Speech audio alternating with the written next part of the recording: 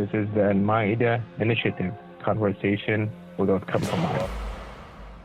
It's my perspective changed in the sense where it's not just about seeing Muslim community, but rather humanity as a whole. Um, that at the end of the day, regardless of race, religion, ethnicity, gender, we all have the right to, for dignity, for respect.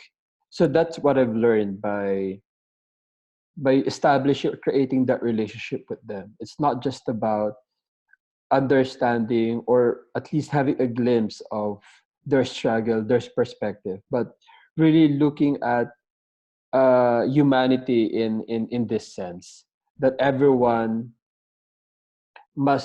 deserves dignity, deserves some respect.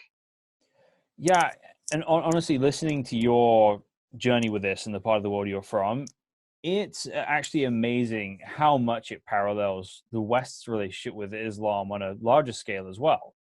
Mm-hmm.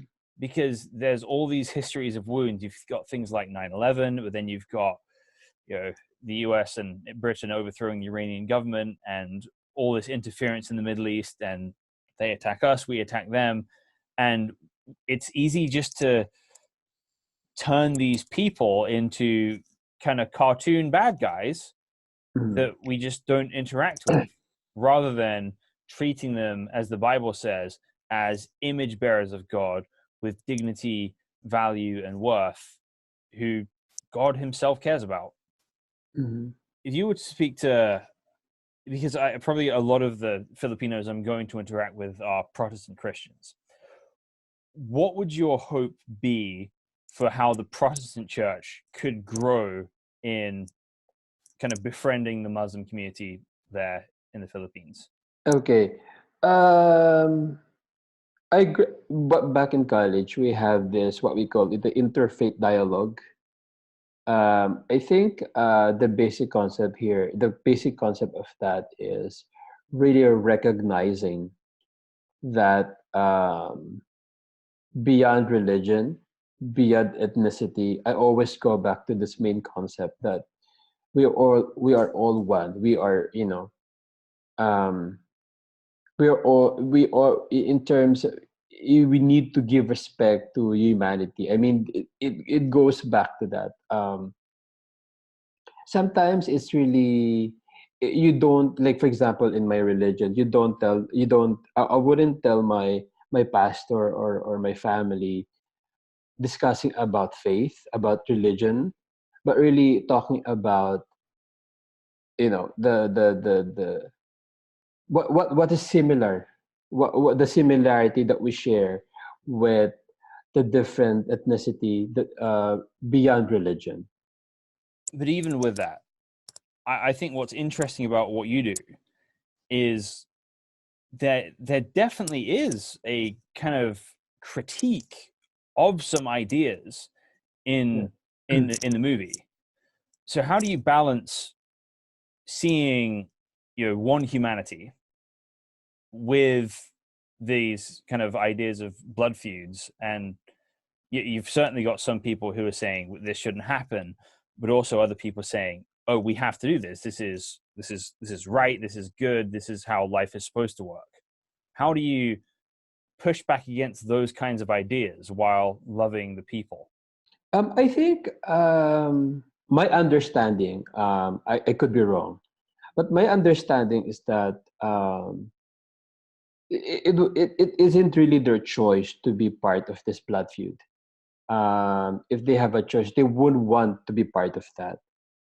It's just that they were born and raised seeing this blood feud already, and that they're already part of this cycle of violence or vendetta.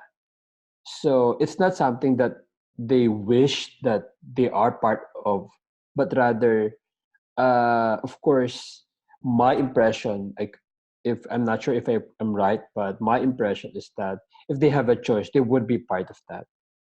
So that's why it's a good thing that the government, the Autonomous Region for Muslim Mindanao, initiated this program to shed light on this culture of violence, which is the blood feud.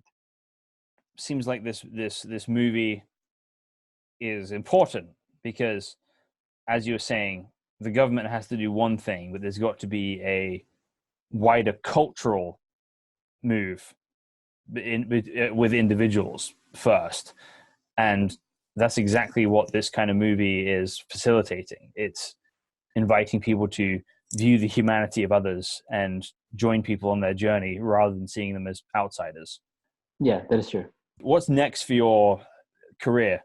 Right now, I'm developing my new project. Actually, we're shooting soon, around this April or May, but it's going to be set in Manila.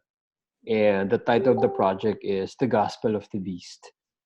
It's something not directly related to Muslim Mindanao, but it's related to violence in general.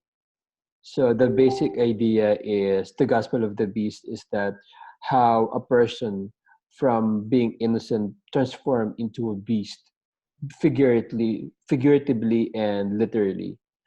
And especially especially now with what's happening in our country, in the Philippines, where violence seems to become a normal thing.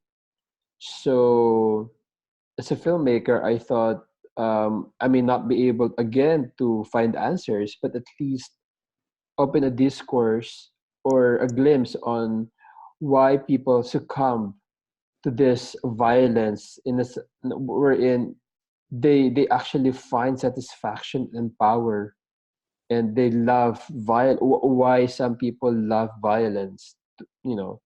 So that's basically the idea, the theme of the film, The Gospel of the Beast. Yeah, that's a really fascinating title. And is this going to be in Tagalog this time? Yes, that's gonna be in Tagalog. Great. Yeah. I'm whenever I can find that, I'll watch it because that sounds fascinating.